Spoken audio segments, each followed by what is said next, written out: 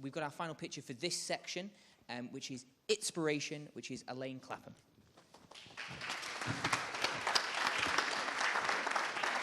Good evening. It's an absolute honor to be the last speaker here today in the great room. Time is our most valuable commodity we're sharing today. I've stolen an additional 30 seconds. I need you to play a game with me. If you've been drinking wine, it might be more difficult. Focus. So can you picture your age? Just above your head, just the number. Okay? There's your number. Can you add those two numbers together? Cool. Now, can you subtract that number from your age?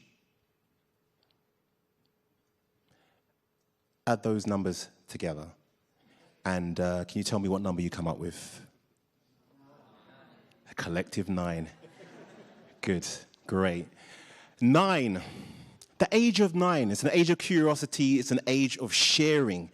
It's when you're learning to play with others. Always that friend who has a football who loses the game and just takes it home with them. We learn to share. And at the age of 9, I was involved in my first sharing economy. Trust me on this. I was 2 years into running an idea, and the idea was very simple. Could I create a space for play? So retrospectively, I Airbnb'd my parents' house to turn it into a space for play. I got my grub club on by making all my friends donate 20 pence so that we could buy anything from wagon wheels to wham bars. I'm taking you back now. But the idea was, and we also disrupted childcare, because obviously all my friends would spend the whole day in this house where all the rooms were there for creative play. All of this disruption, but my main idea was play and this seed of an idea, which was creative currency. So here are a couple of slides. There is one slide that's the odd one out, and I'll tell you which one it is at the end. But let me just start with the fact that play is vitally important. It's something which has been following me throughout my creative journey. I've worked in education, I've been a musician, and I'm always involved in trying to get people to just get that creative spark. And it works very well with young people who are trying to transition into the creative industries. But my question was really, when you become a fully fledged adult, when you have a job, perhaps rent, or if you're lucky, a mortgage, when does the play end? Can we continue playing in the workplace? Now, in my life, I'm surrounded by creative practitioners and freelancers. We all hustle. And I was able, through a charity link, to access a space in central London for 5 weeks. And we had 12,000 square foot of creative space for play. Awesome.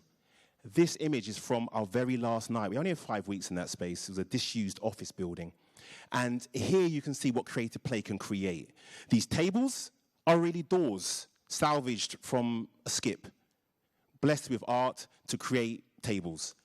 This audience were invited through Eventbrite.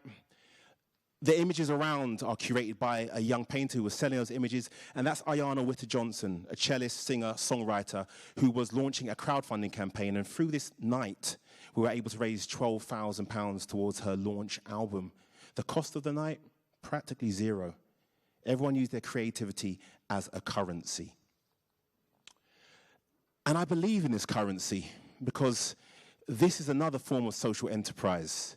If you look at this space, it's destitute. It's the place of economic decline in the 70s. It's New York, the South Bronx to be precise. It's the birthplace of hip-hop. And if you really think about it, hip-hop is simply the collaboration of dancers, DJs, visual artists or graffiti, and orators, the MCs, and together they created a shared economy called hip-hop. It's now worth billions, but the root of it was really social capital, accruing a value in a place where people weren't valued. Spreadsheets.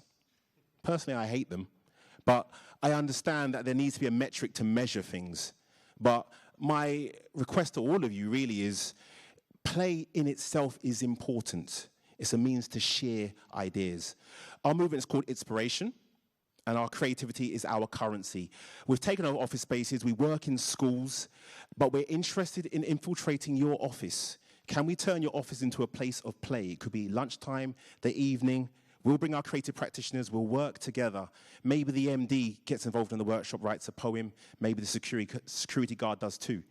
But by the next day, things change when you embrace your creativity. We connect differently. And the most important aspect is just being human. It's just simply sharing. So if you're interested in that conversation, I'll be over here somewhere. Thank you.